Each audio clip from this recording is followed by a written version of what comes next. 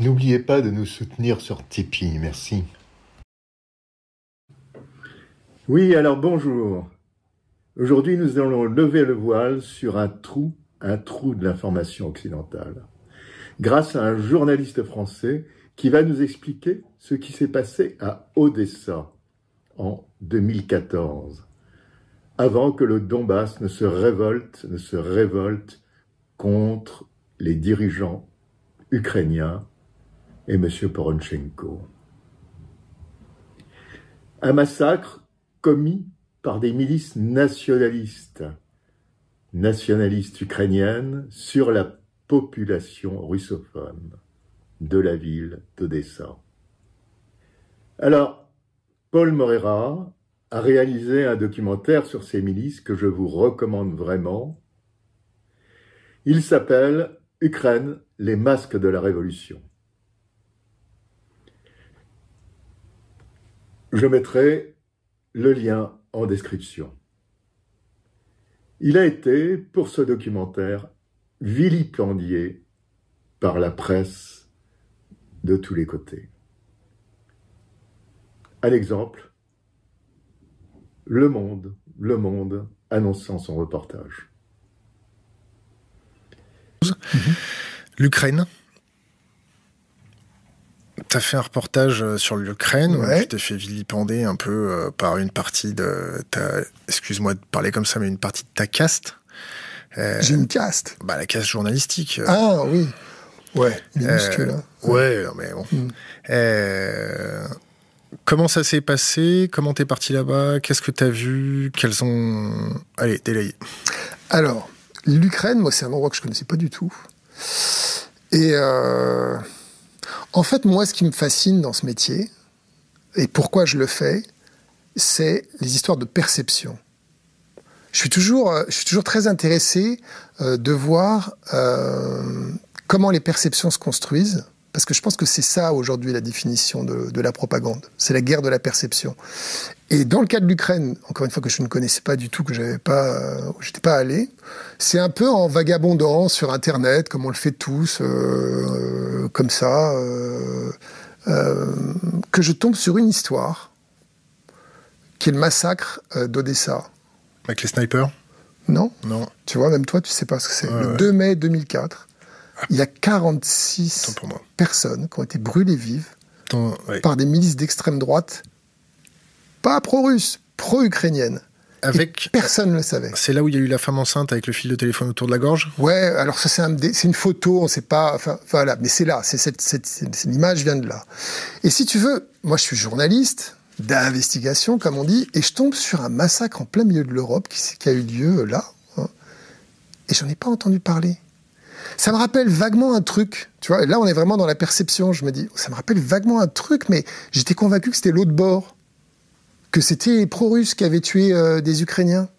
Toi, dans ma tête, comme ça, de ce qui reste de l'histoire, c'est-à-dire vraiment l'écume, la perception. Encore une fois, je suis pas un spécialiste, mais donc je m'adresse autour de moi, à d'autres copains journalistes, et Odessa, ça te dit quelque chose? Et personne ne savait rien. Tu disais, oui, il y a eu un truc, et cette espèce de flou qui m'a fasciné, en fait. Et j'ai commencé à creuser, et là, je découvre un truc hallucinant. Je crois que j'avais jamais vu ça de ma vie. C'est des heures d'images. Je crois que c'est la première fois qu'il y a un pogrom qui est filmé. C'est marrant parce que j'ai monté avec un copain, le monteur est un copain israélien, et il dit, j'imaginais pas qu'un jour de ma vie, je verrais un pogrom en train de se réaliser, où les gens perdent la tête, deviennent fous. Ouais. Et donc, plus ça va, plus je me fais happer par ces images, qui sont des images d'une violence extraordinaire. Et je me dis, mais comment on n'en a pas parlé? Et je commence à regarder, et je me dis, non, mais ça n'a pas été censuré. Juste, on l'a évoqué doucement, ça n'a pas été approfondi, il n'y a pas eu de protestation, des chancelleries, il n'y a rien eu. Il n'y a pas eu d'enquête du gouvernement ukrainien.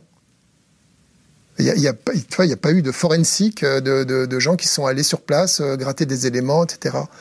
Et là, je commence à me dire, mais c'est délirant, on est en plein cœur du XXIe siècle, le truc, il y a 2 heures d'image là-dessus, et il n'y a quasiment rien dans les médias. Ou pire que rien, parce qu'encore quand un truc est censuré, tu peux dire, censure. Et là, tu fais décoller l'info. Non, là, c'est filandreux, quoi. C'est à peine évoqué, pas traité, pas vraiment traité. C'est opaque. Donc toi, tu débarques là-dedans. Et donc, je me dis, c'est fascinant, il se passe un truc. Et donc là, je découvre qu'en fait, les méchants du film, dans cette configuration-là, sont précisément les victimes, c'est-à-dire les pro-russes, les russophones, quel que soit le nom qu'on leur donne. Et là, en fait, petit à petit, ce que je remonte, c'est que on a une sorte de rigidité dans la perception de ce qui s'est passé en Ukraine. On a donné un chapeau blanc et un chapeau noir aux deux camps, sans chercher à être un peu complexe, quoi, dans ce qui s'était passé. Et je découvre... Alors, j'avais entrevu, quand je voyais les JT pendant Maidan, je voyais des images un peu bizarres, de mecs avec des symboles un peu bizarres. Je me disais, mais c'est qui ces mecs-là? Et c'était, à mon sens, pas suffisamment traité, quoi. Et donc, je découvre qu'il y a Azov, Pravi Sector, donc en gros des milices dont les dirigeants sont historiquement appartiennent à des groupes néo-nazis. Mais enfin, des types assez... c'est transparent, quoi. Ces gens-là, ils sont backés par qui? Ils sont financés comment? Est-ce que tu t'es renseigné sur ça? Ils ont été... La position de l'ambassade américaine sur place, comment ça se passe? Alors, les Américains, ça c'était l'autre truc intéressant, mais les Américains, ils préféraient ne pas se retrouver dans une histoire où il y a des néo-nazis. J'en doute pas une seconde. Ils préféraient la révolution orange avec des gens présentables que d'avoir Azov et Pravi Sector dans le bouillon. Sauf que la tendance lourde du département d'État étant... de stimuler les révolutions. Au moins de faire de ce qu'on appelle du containment de la Russie. Oui. Parce qu'en fait, on n'a pas perdu... Alors déjà, dans ton mot containment, ça veut dire quoi en français? Contention. Contention. C'est contenir, tu vois. Voilà. C'est l'idée de contenir, mais au sens proactif du terme. C'est pour ça que j'aime bien contention. Mais dans la prise de contrôle de la dialectique, c'est contenir, ou c'est freiner, ou c'est contenir contre quoi? Une invasion russe? C'est pour ça que j'aime bien contention, parce que une bande de contention, c'est non seulement quelque chose qui te tient, mais c'est même quelque chose qui te pousse, qui te tire.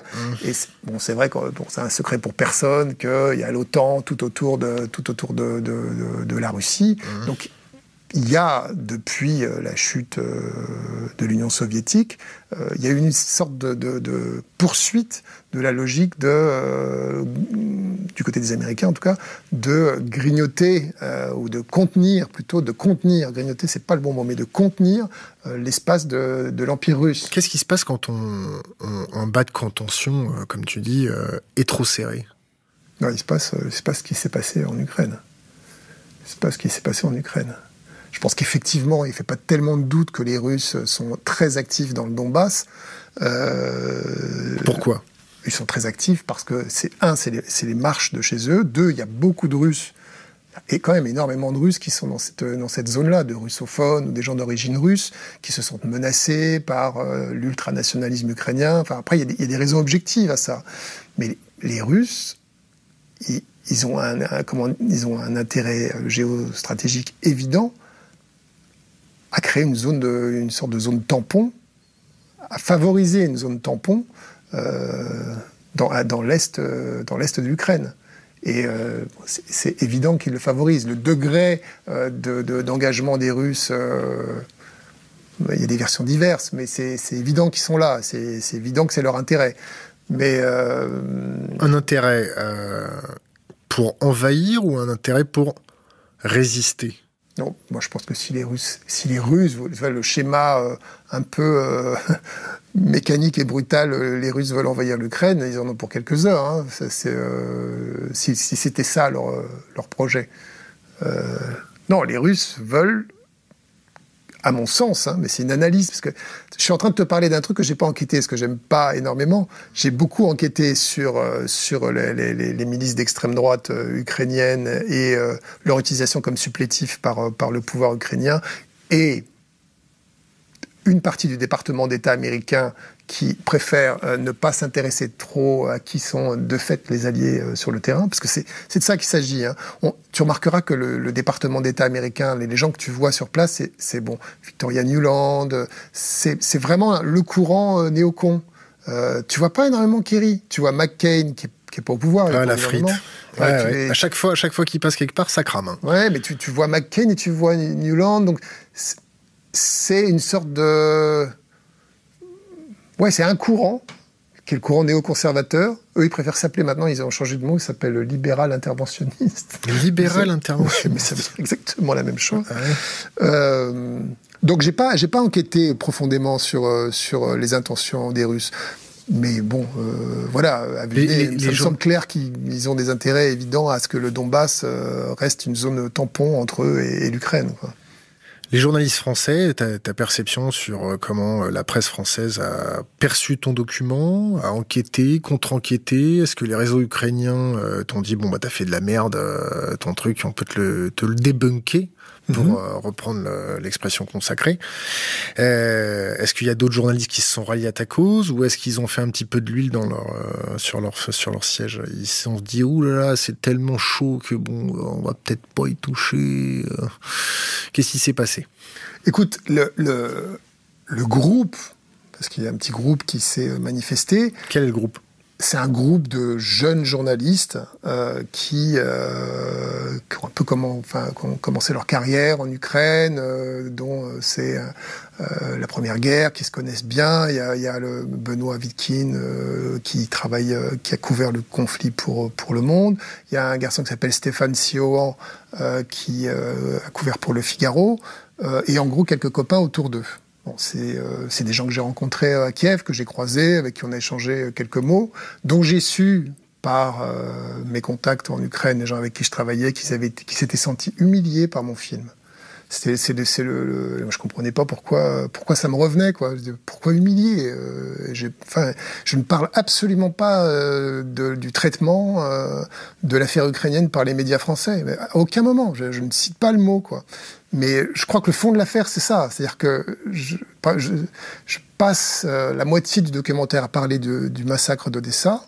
Pour la plupart d'entre eux, ils n'ont pas écrit une ligne dessus. Pas une ligne. Un gars comme Stéphane Siohan, qui a été le plus agressif à mon égard, qui est un multipigiste, mais qui travaille notamment pour le Figaro, il avait fait pour elle un portrait d'une combattante ukrainienne, nationaliste ukrainienne. Le titre du portrait, il y a des très belles photos d'une jolie blonde comme ça, avec une arme, en uniforme. C'était une guerre si particulière, un truc un peu adolescent, romantique. En fait, en contre-enquêtant, on s'est aperçu qu'elle faisait partie d'un groupe néo-nazi. Son site, sa page Facebook, elle appelait au génocide. Et du coup, elle avait été obligée de s'excuser au numéro suivant, de dire on savait pas qu'elle était nazie. Mais Siohan, il devait le savoir qu'elle était nazie. Et alors, le truc amusant, si tu veux, c'est que quand je vends cette idée, l'idée de ce film à Canal+, tu sais, on fait toujours un petit dossier pour leur dire c'est une histoire intéressante, etc. La photo que je mets en couverture, c'est précisément l'histoire de ce scandale créé par Stéphane Siohan dans l'histoire de Elle, dans le portrait de la néo-nazie non identifiée comme néo-nazie. Et donc je leur explique, c'est intéressant parce que voilà, on a une perception naturelle qui est de dire ils sont formidables, les nationalistes ukrainiens, ils sont tellement jolis, ils sont tellement sympathiques, ils sont tellement blonds, mais en vérité, il y a une sorte de paresse intellectuelle qui empêche d'aller un peu plus loin que la fable qu'on nous sert. Et Stéphane Siohan, c'est sûrement un journaliste correct, je dis pas le contraire, hein, mais lui-même se fait avoir, quoi. Il fait un portrait magnifique d'une néo-nazie en dissimulant, je dis dissimuler, je sais pas, peut-être qu'il le savait pas, j'en sais rien, mais en tout cas en omettant d'enquêter sur qui est cette personne, oblige Elle, qui est un grand journal français, à présenter des excuses pour avoir fait la promotion d'une néo-nazie la semaine suivante, tout en allant, enfin, je veux dire, l'histoire dans l'histoire, c'est que quand même, il se rend dans une région dont il sait parfaitement que le groupe auquel appartient cette jeune femme, qui est le bataillon Haïdar, se rend coupable des actions, puisque 2 semaines auparavant, Amnesty International avait sorti un rapport là-dessus, en disant autour de Lugansk, qui est l'endroit où il est allé, il y a des exactions commises par ce bataillon. Donc, au minimum, tu poses la question. Au minimum, tu prends une petite distance et puis tu fais attention, quoi. N'oubliez pas de nous soutenir sur Tipeee. Merci.